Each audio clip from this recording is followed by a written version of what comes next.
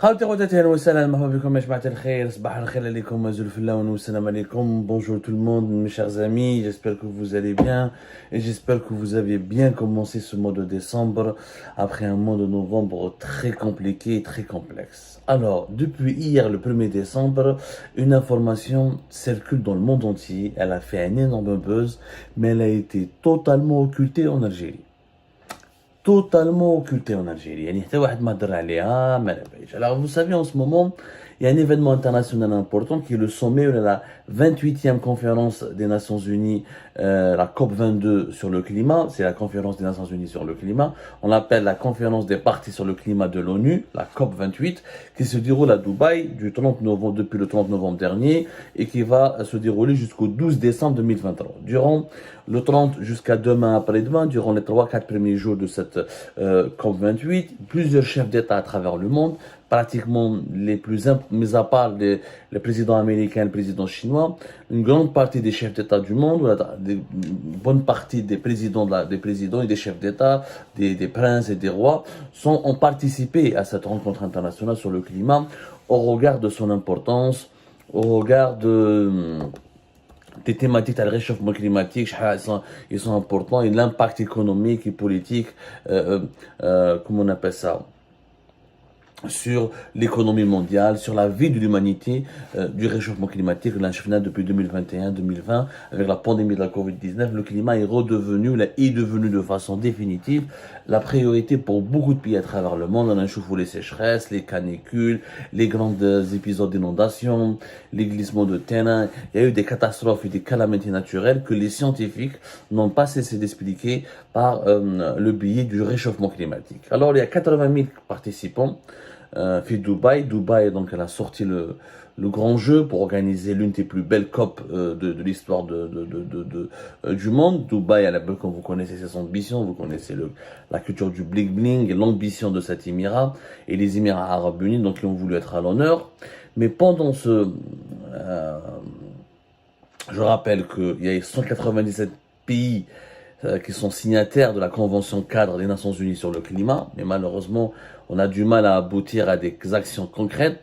Il y aura des annonces qui seront faites pendant la COP28 à Dubaï. Ils en parlent déjà d'un fonds de 100 milliards de dollars pour indemniser, réparer, aider les pays qui ont été victimes de catastrophes naturelles provoquées essentiellement par le réchauffement climatique. Donc, il y a beaucoup de choses qui sont ambitieuses en tout cas. Il y a des présidents, il y a des chefs d'État. Et un événement a requis l'attention et qui, je sais que il est passé inaperçu. En Algérie, on a tout fait pour ne pas le voir parce que Emmanuel Macron, le président français, Kentman, le chancelier allemand Olaf Scholz, il y a eu la première ministre, la chef du gouvernement italien Giorgia Meloni, le Volodymyr Zelensky, il y a eu Lula, le président Lula, Erdogan, et durant cette rencontre, il y a eu le président israélien, Yitzhak Herzog. C'est pas Benjamin Netanyahu, parce que le système politique israélien, il ressemble plus à un système fédéral ou à un système politique, un régime davantage parlementaire, plutôt pas fédéral, excusez-moi, parlementaire.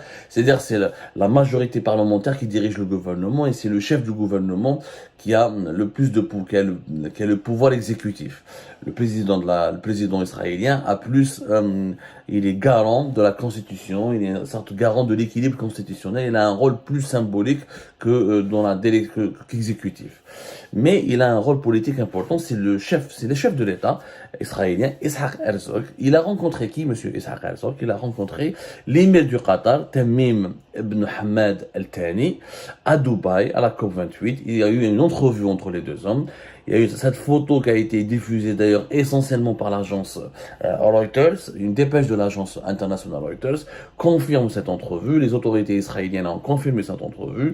Israël et le Qatar, qui n'ont pas de relations diplomatiques, mais qui ont eu des canaux de communication, il y a eu des dialogues entre les deux pays pour essayer de libérer les plus de 105 otages, dont 81 Israéliens, 23 ressortissants thaïlandais, un Philippin.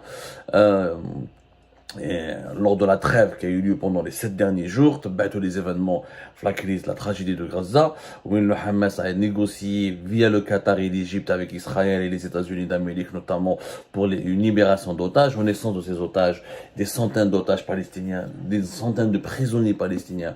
On peut être aussi libéré par Israël et on peut rejoindre leur famille palestinienne. Il reste apparemment, selon les informations des médias israéliens, 137 otages qui sont toujours retenus à Gaza.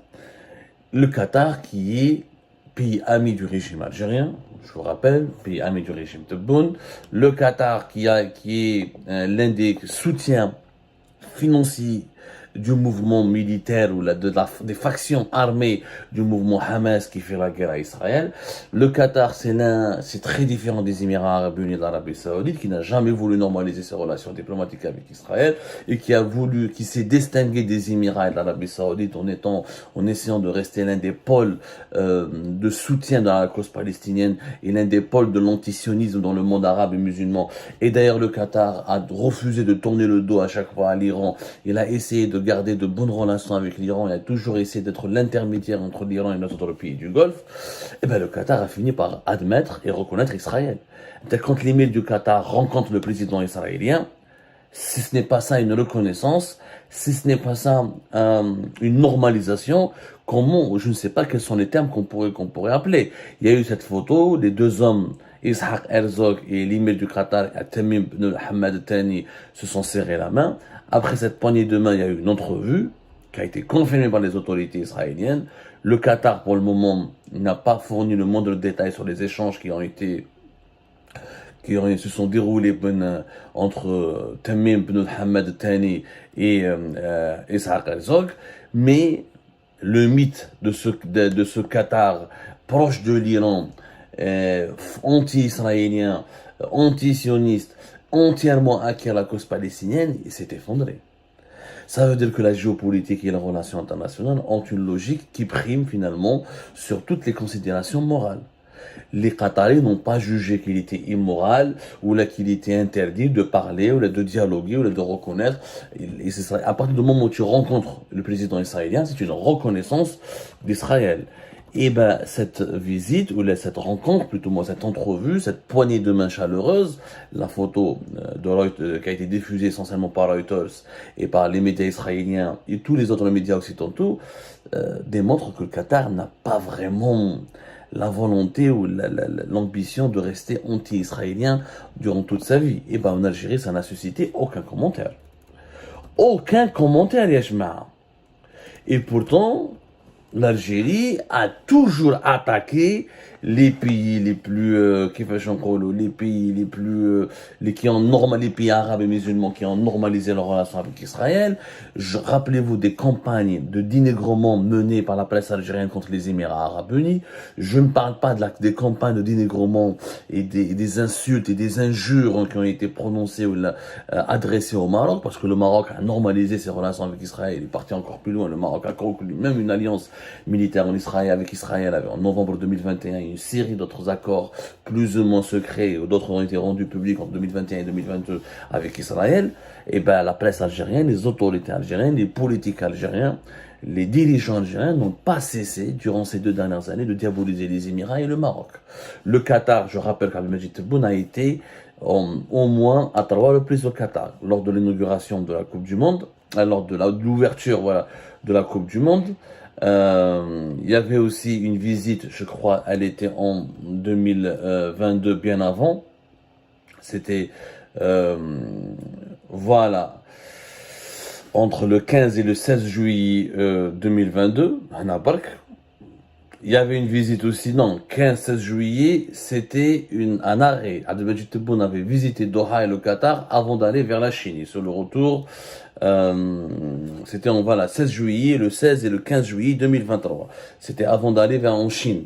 Mais il y avait déjà une première visite en 2021, je crois. C'était en 2021. En tout cas, c'est le pays qui a été le plus visité par Abdelmajid Tebboune.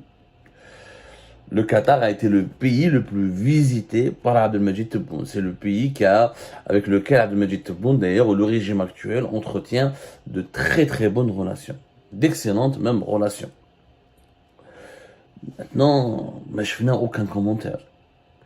Ce qui est haram pour le Maroc et les Émirats est halal apparemment pour le Qatar. Je n'ai pas vu de politiciens algériens, genre comme par exemple Abdelrazak Mokri, qui est très critique, l'ex-président du MSP, le Hamas algérien, qui est très critique, qui est connu pour ses sorties médiatiques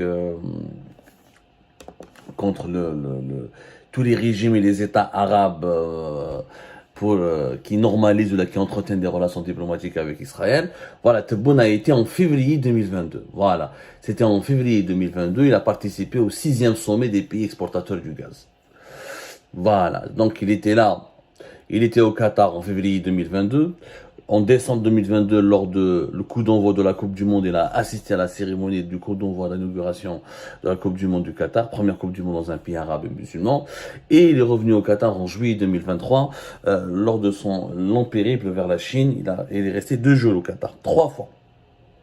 3 visites. Aucun chef d'État algérien, auparavant dans l'histoire, n'a visité à 3 reprises en une année le Qatar. C'est dire qu'il y a eu des intérêts immenses entre le Qatar et l'Algérie. D'ailleurs, l'Algérie a toujours été, à cause de ses mauvaises relations avec le Maroc et les Émirats, et ses relations très tendues aussi avec l'Égypte, on a raconté, on a décrit d'ailleurs cette configuration des rapports de force dans lesquels notre pays a été entraîné, de 2021 à 2022 jusqu'à même 2023. L'Algérie de Tebboune a été plus proche de l'axe, faisait plus partie de l'axe Ankara, Turquie, Qatar, pour essayer de contrecarrer l'influence jugée malsaine et dangereuse et déstabilisatrice contre l'Algérie et les pays de la région, de l'axe d'Abu Dhabi, Tel Aviv, Le Caire, Rabat. Mais là, je suis désolé, l'ami de l'Algérie, l'émir du Qatar, a serré la main au président israélien, il a dialogué avec le président israélien, et s'est entretenu avec le président israélien à Dubaï. Et moi, j'aimerais bien avoir un commentaire. Comment la presse algérienne et les autorités algériennes vont réagir? Bah oui. Le Qatar qui est devenu un très bon ami. Moi, je suis pas contre l'amitié algéro-qatari. Hein. Moi, j'ai beaucoup de respect pour le modèle qatari, malgré des critiques que je peux lui formuler, malgré peut-être l'ingérence du Qatar dans certains conflits politiques ou dans certains dossiers politiques, malgré le soutien financier, voire même des fois militaire accordé par le Qatar à certains mouvements islamistes ou certains groupes de la tendance des frères musulmans, malgré son lobbying en faveur des régimes religieux qui voulaient être mis en place, ou des mouvances religieuses qui voulaient mettre en place des régimes théocratiques ou des régimes politiques pas forcément démocratiques en Égypte, au Soudan, ou en Tunisie, ou en Afrique subsaharienne, ou même en Libye, etc.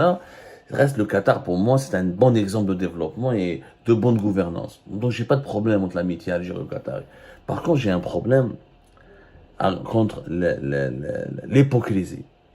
L'hypocrisie des dirigeants algériens. On ne peut pas insulter le Maroc en permanence, insulter les Émirats arabes unis en permanence, les diaboliser en permanence et les vilipender en permanence parce qu'elles seraient pro-sionistes et pro-Israël, et on se rapproche toujours de la Turquie et du Qatar. On a vu que Erdogan, l'Algérie récemment, on a parlé de cette émission, on a fait une émission là-dessus, on a expliqué comment Erdogan il a un double discours, que les relations économiques avec Israël ne se sont jamais aussi bien portées. Regardez l'émission d'Edernaha le 22 novembre 2023, quand Erdogan est venu en Algérie pendant une journée le 21 novembre dernier, et le Qatar emprunte le même chemin que la Turquie, c'est-à-dire que officiellement, publiquement dans les médias, il dénonce, il critique Israël, il insulte, etc.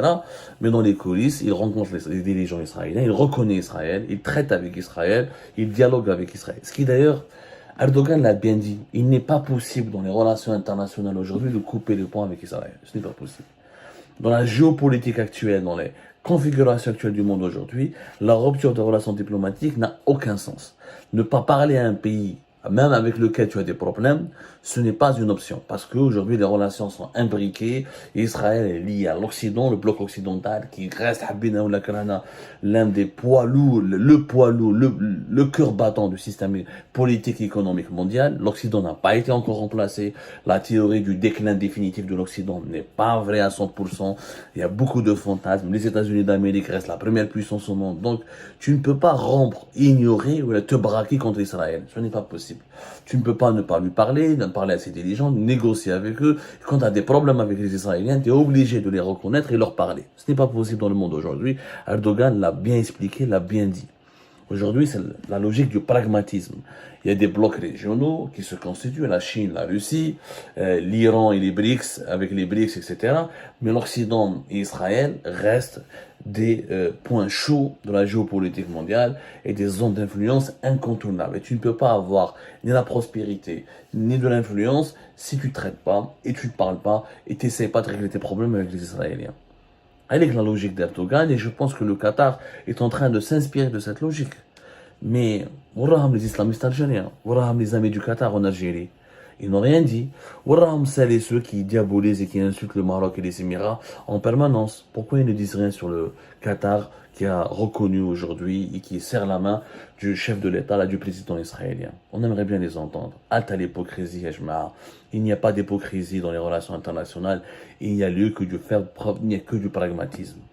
Et tant que l'Algérie ne comprend pas le bienfait et l'importance de ce pragmatisme, on n'ira jamais loin.